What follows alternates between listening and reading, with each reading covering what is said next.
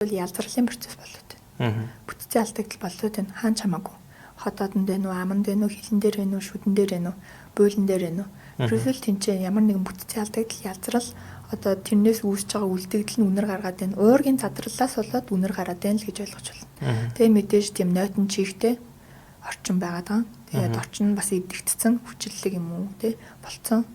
Тийм байгаа учраас л үнэр гараад байгаа. Тэгэхээр тэр болгоныгоо тэр ялзралын процесс яг юунаас үүдэлтэй гэдгийг мэдээд одоо жишээ нь ихэвчлэн шүдний цорлоос болоод яадаг тэгвэл шүдэ имжлүүлэх хэрэгтэй.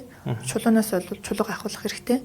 Хилнээс бол одоо жишээ нь хил одоо тусаа хангамжинд дутагдал одоо тэр хүний бид юу болж өгдөггүй байгаа хамгийн түрүүнд илж илэрхийлдэг. Тэнгүүд хилэн дээр одоо газрын зураг шиг одоо шинж тэмдэг илэрсэн байх юм бол тэр хүн цусны дутагдaltaй эсвэл эрзийн дутагдaltaй гэж болно.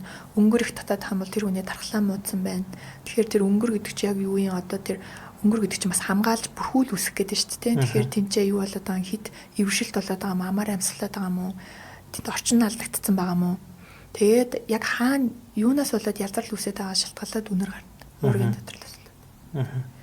Тэгэхээр тэр болгоныг нь одоо ходоодноос байвал тэр хеликог үзүүлээд ходоод нь шархалтан байгаа юм уу? Хаанаас тийм уургийн задралын үнэр гараад байгаа. Тэр болгоноо мэдэх хэрэггүй бол хоолой махтай юм уу?